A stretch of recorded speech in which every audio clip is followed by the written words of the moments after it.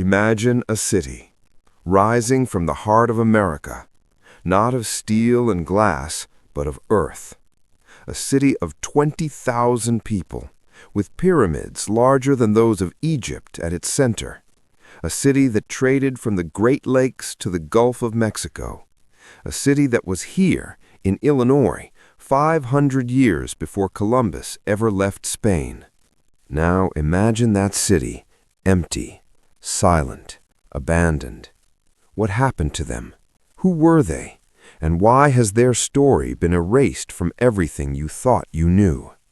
This is not a story about Indians with feathers and teepees. This is not a story about savage warriors attacking wagon trains. This is not the Hollywood version. This is the true story of North America, the story of the people who built this continent, who shaped this land, who fought, survived, and are still here today, against every single odd, against every single attempt to destroy them. This is the history of Native American tribes and the lost cultures of this land, and by the time this video ends, you will never see America the same way again. To understand this story, you have to let go of everything. You have to forget the word Indian, a word born from the mistake of a man who died believing he had landed in Asia. A word that lumped hundreds of distinct nations with different languages, different religions, different ways of life into one single stereotype. The truth is, before Europe discovered America, America was already discovered by over 50 million people. They had been here for over 15,000 years, watching ice ages come and go, watching giant mammoths walk the earth, watching the very land itself change around them. And they did not just survive, they thrived. They built. Let me take you to a place you have never been, a place called Chaco Canyon in the high desert of New Mexico. Today, it is a lonely place, wind, sand, silence. But 1,000 years ago, this was the center of the world. The ancestral Puebloans, once mistakenly called the Anasazi, which is actually a Navajo word meaning ancient enemies, built something here that engineers today struggle to understand. They built cities, massive structures of stone, rising 4 and 5 stories into the sky with over 600 rooms. But it was not just size, it was precision. The walls were built with a technique so perfect that after 1,000 years of desert storms, they still stand. The stones were cut and fitted without mortar, so precisely that you cannot slide a credit card between them. But here is what truly baffles the scientists. Chaco Canyon was not built on a river. It was not built near water. It was not built near farmland. It was built in one of the most remote, driest places on Earth. So why? Why here? The answer is written in the sky. The ancestral Puebloans were watching the heavens. At the summer solstice, at the winter solstice, at the equinoxes, the sun would rise and set exactly through windows they had carved in the rock. They built a spiral petroglyph on a cliff face, and on the spring equinox, a single dagger of light would pierce the darkness and strike the exact center of that spiral. They were not just living here, they were connecting to the universe, to the cycles of time, to something greater than themselves. This was a holy place, a Mecca, a Jerusalem, built in the American desert. And then they left. For decades, archaeologists called it a mystery, a collapse, a disappearance. They imagined wars, famines, invaders. They imagined the primitive people simply couldn't make it work. But they were wrong. Using cutting-edge science, researchers recently analyzed ancient DNA, not from human bones, but from turkey bones, found in the trash heaps of these ancient cities, and the DNA told a story. The turkeys, which the ancestral Puebloans raised for food and for feathers for their ceremonial blankets, suddenly changed. The DNA shows that around the year 1200, the people of Chaco Canyon took their turkeys and they moved. They did not die. They did not vanish. They planned, they packed, and they walked. They walked south, east to the Rio Grande Valley, to the mesas of Arizona. And today, when you visit the Hopi Mesas in Arizona, when you visit the Zuni Pueblo in New Mexico, when you watch the ancient dances at Taos, you are watching the descendants of Chaco Canyon. They are not a lost civilization. They are a living people who simply went home. But Chaco was not the only wonder. While these people were building in stone in the southwest, something even bigger was happening in the east, something that would rival any city in Europe. Come with me to Illinois, near the modern city of St. Louis. Today, it is suburban sprawl, highways, strip malls, but if you know where to look, you will see them, rising from the flat Illinois floodplain, massive hills, perfectly shaped, rising above the cornfields. These are not natural hills. These are pyramids, made of earth. This was Cahokia. At its peak, around the year 1100 AD, Cahokia was the largest city north of Mexico. It was bigger than London, bigger than Paris. 20,000 people lived here, in a planned urban center, with neighborhoods, plazas, astronomical observatories, and a wooden version of Stonehenge used to track the seasons. At the center stood Monk's Mound, a massive earthen pyramid covering 14 acres, rising 100 feet high. Imagine building that without metal tools, without wheels, without draft animals. Every basket of dirt was carried on human backs, millions upon millions of baskets. And at the top, standing 100 feet above the plain, stood the ruler of Cahokia, the great sun, a man so powerful that when he walked, people threw themselves to the ground, because to look upon him was death. Cahokia was the capital of the Mississippian culture, a religious and political order that stretched from the Great Lakes to the Gulf of Mexico. They traded copper from Lake Superior, shells from the Gulf Coast, mica from the Carolinas, obsidian from the Rocky Mountains. All of it flowed through Cahokia. They built hundreds of smaller mound cities, copying the capital, spreading the culture across the entire eastern half of what would become the United States. For 400 years, they dominated. And then, silence. By the year 1400, Cahokia was empty. For centuries, the story was that they collapsed, that they overfarmed the land, cut down all the trees, caused their own destruction. It was a moral lesson, a warning about pride. But again, science is rewriting the story. Scientists drilled into the mud at the bottom of Horseshoe Lake, right next to the ancient city. They analyzed the sediment layers, looking for fecal stanols, which is a fancy scientific way of saying fossilized poop.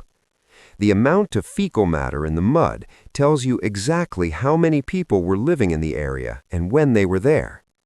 And here is what they found. The population did not crash and die. After the big city emptied, people came back. They lived there for centuries. They just stopped building mounds. The lost civilization was not lost. The people were still there. They were Cahokians. They were ancestors of the Osage, the Quapaw, the Omaha. They did not vanish. They simply changed. But the myth of the empty wilderness, the myth of the vanished Indian, was useful. It made it easier for what came next. Because while these civilizations rose and fell, while the ancestral Puebloans watched the stars and the Mississippians built their pyramids, the rest of the world was changing too. And in 1492, everything changed forever. When Columbus sailed, he brought more than ships. He brought death. Not with swords, not with guns, but with something invisible, something he did not even know he carried. The native peoples of the Americas had lived in isolation for 15,000 years. They had no immunity to European diseases, no resistance. Smallpox, measles, influenza, typhus, these were childhood illnesses in Europe, but here they were apocalypses. The numbers are almost impossible to comprehend. In the first century after contact, some estimates suggest that 90% of the indigenous population of the Americas died. 90%? Think about that. If your family, your neighbors, your entire town, 9 out of every 10 people you knew, dead. This was not conquest. This was biological warfare, without intending to wage it. Entire nations vanished before a single European colonist ever saw them. The great cities, the mound complexes, the trade networks, they did not collapse from weakness. They collapsed because the people who built them died. When the Pilgrims landed at Plymouth in 1620, they found empty fields, abandoned villages, ready for planting. They saw it as divine providence, God clearing the land for them. What they did not know, what they could not know, was that those fields were empty because the people who planted them had been wiped out by a plague brought by European fishermen 3 years earlier. This is the foundation of America, built on graves filled too young with too many. But those who survived adapted. They were not passive victims, they were survivors. They learned the new languages, they learned the new ways, they traded, they negotiated, they formed alliances. In the Northeast, the French did not try to conquer the tribes. They wanted furs, beaver pelts for the hat makers of Europe. So they lived among the people, they learned their languages, they married their women, they became part of the family. This created a bond, a partnership that the British could never understand. A French trader once wrote about his frustration. An Arikara man told him, "You are foolish. Why do you wish to make all this powder and these balls, since you do not hunt? It is only your wicked heart that prevents you from giving them to us." To the native way of thinking, if you have more than your friend, you share. Property is not private, it is communal. Generosity is the highest virtue. Hoarding is the worst sin. The British did not understand this. They saw land as something to own, to buy, to sell, to fence. The native people saw land as something that could no more be owned than the sky could be owned, or the wind. This fundamental misunderstanding, this clash of worldviews, would fuel wars for centuries. When the British defeated the French in the French and Indian War, the balance shifted. The tribes lost their most powerful ally. The British were not interested in partnership. They were interested in land, and they pushed hard. Then came the American Revolution. The colonies rose up against the king, and they asked, where would the native nations stand? Most tribes sided with the British. It was not because they loved the king. It was because they knew if the Americans won, there would be nothing to stop them. The British at least wanted trade. The Americans wanted the land itself. The Iroquois Confederacy, the Haudenosaunee, the oldest democracy in North America, a league of nations that had kept peace among themselves for centuries, split. Most fought for the British. General Washington, the father of the country, ordered a scorched earth campaign against them. He sent General Sullivan into Iroquois country with orders to destroy. Sullivan did his job. He burned 40 villages, destroyed millions of bushels of corn, cut down fruit orchards that had taken generations to grow. The Iroquois fled to Canada, or starved in the ruins of their homeland. When the war ended, Britain abandoned them. In the Treaty of Paris, the British ceded all the land to the Americans, land that was not theirs to give. The new United States, born in a struggle for liberty, immediately began planning the removal of those whose liberty got in the way. The 19th century was the era of removal. Under President Andrew Jackson, the Indian Removal Act of 1830 made official what had been practice for years. All native peoples east of the Mississippi would be moved west to Indian Territory, modern-day Oklahoma. The Cherokee Nation fought back. They had done everything asked of them. They had adopted a written language created by the brilliant Sequoyah. They had written a constitution modeled on the American one. They had established farms, schools, newspapers. They had become, in the eyes of white society, civilized. But it did not matter.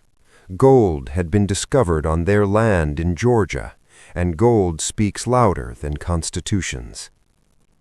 In 1838, President Martin Van Buren ordered the army to remove them. 7,000 soldiers descended on Cherokee homes. They rounded up men, women, children at gunpoint. They gave them 15 minutes to pack. They herded them into stockades like cattle. Then they made them walk. In the dead of winter, with no shoes, no blankets, no food, they marched. Through snow, through ice, through the mountains. The old, the sick, the very young, they fell by the side of the trail, and they were left. 1 in 4 died. 4,000 Cherokee dead along the Trail of Tears. An old Cherokee woman watching her grandson die in her arms looked up at a soldier and asked, "Why do you hate us so?" The soldier had no answer, because there was no answer. There was only greed and the land, always the land. But removal was not enough. Even pushed onto reservations, even confined to the worst lands, the driest lands, the most worthless lands, the people survived. They adapted. They kept their ceremonies secret. They kept their languages alive in their homes. They kept their identity, hidden but intact. So the government tried something new, something even more insidious. If you cannot remove the people, remove the Indian from the people. This was the era of assimilation, and the weapon of choice was the boarding school. In 1879, Captain Richard Henry Pratt opened the Carlisle Indian Industrial School in Pennsylvania. His motto, his stated goal was simple: kill the Indian, save the man. Children as young as 4 were taken from their families, by force if necessary. They were stripped of their traditional clothes, dressed in military uniforms. Their long hair, sacred to many tribes, was cut off. They were given new names, English names. They were beaten for speaking their own languages. They were whipped for practicing their own religions. They were told that their parents were savages, that their culture was evil, that everything they had ever known was wrong. The schools were run like prisons because many of them were built on the sites of former military prisons. Children died there from disease, from malnutrition, from despair. They were buried in unmarked graves far from home. The goal was to destroy a culture in a single generation, and in many ways it worked. It created a generation lost between two worlds, unable to return to their families, unable to fit into white society, a generation ashamed of who they were. But even this did not destroy them. By the early 20th century, the experts predicted the end. They wrote books with titles like The Vanishing American. They collected artifacts for museums because soon there would be no one left to use them. They measured skulls, took photographs, studied primitive cultures as if they were dinosaurs, something extinct, something that would soon be gone. But they were wrong. They underestimated the power of the human spirit, the power of memory, the power of prayer. In 1924, Native Americans were finally granted U.S. citizenship after fighting and dying in World War I in greater numbers per capita than any other group.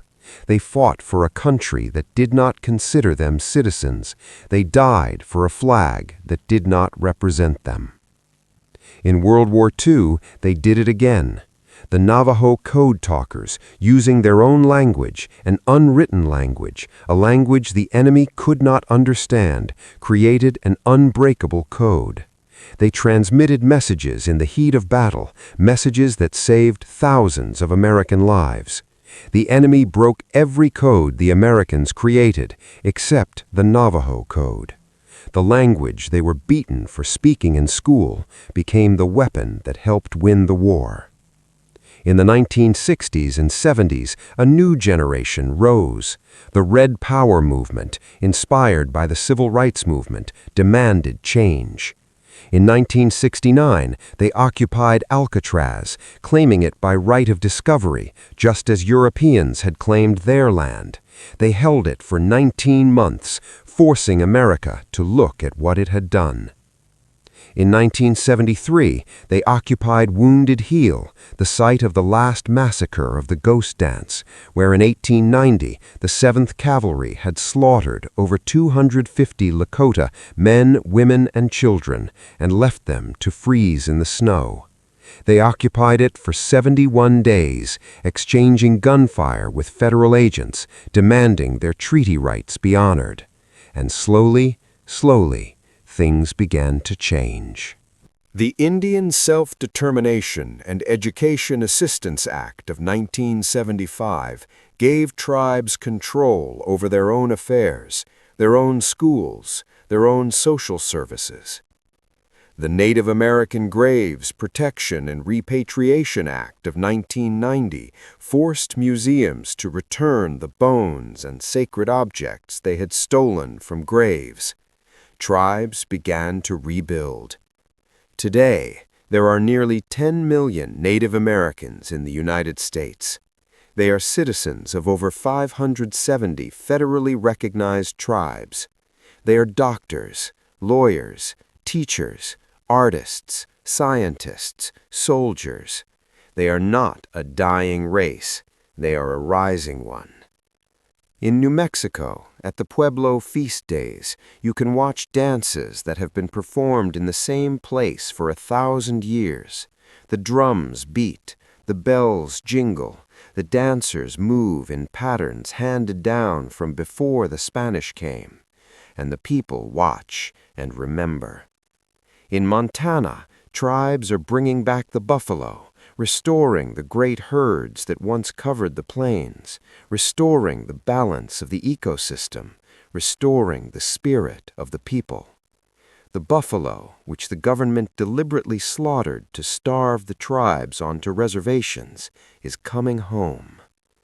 In North and South Dakota, the discovery of oil and mineral wealth is bringing economic power back to nations that were confined to the poorest lands. They are using that wealth to build schools, to fund colleges, to buy back land that was stolen from them. In Arizona, the Navajo Nation, the largest reservation in the country, is building its own universities, its own hospitals, its own businesses. They are teaching the Navajo language in schools again, the language of the code talkers, the language that saved America, will not die. The powwow circuit is stronger than ever. Every weekend, somewhere in America, the drums beat, the dancers spin, the families gather. It is a place where natives from 100 different tribes come together to celebrate, to remember, to teach their children who they are. The long hair that was once cut off in boarding schools as a badge of shame now flows long and proud in the arena. They are telling their own stories now, in books, in films, in art, in music. For too long, the story of Native America was told by outsiders, by people who saw them as a problem to be solved or a relic to be studied. Now they are telling the truth in their own voices, in their own words. But the work is not done. The legacy of trauma, the legacy of boarding schools, the legacy of removal It does not disappear in a generation. The rates of poverty, of addiction, of suicide on some reservations are still higher than anywhere else in America. The fight for clean water, for basic infrastructure, for treaty rights continues every day. And still, they rise. The story of Native American tribes is not a story of the past. It is a story of the present. It is a story of survival against impossible odds, of resilience that defies comprehension, of a spirit that refuses to be broken. They were here when the glaciers receded. They were here when the pyramids rose in Egypt. They were here when Rome fell. They were here when Columbus sailed. They were here when the Pilgrims landed. They were here when the wagons rolled west. They were here when the reservations were built. They were here when the boarding schools tried to kill their souls. And they are still here. The lost cultures were never truly lost. They were buried, hidden, silenced, beaten. But they survived in the memories of grandmothers, in the songs of old men, in the steps of dancers, in the prayers of the faithful.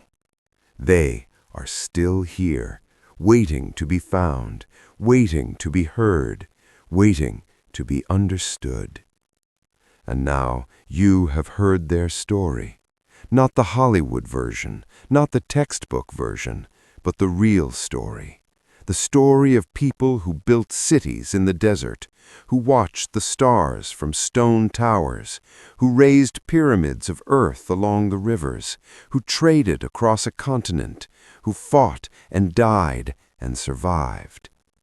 When you drive across this country, when you see the mountains and the plains and the rivers, remember, you are not seeing wilderness, you are seeing a homeland.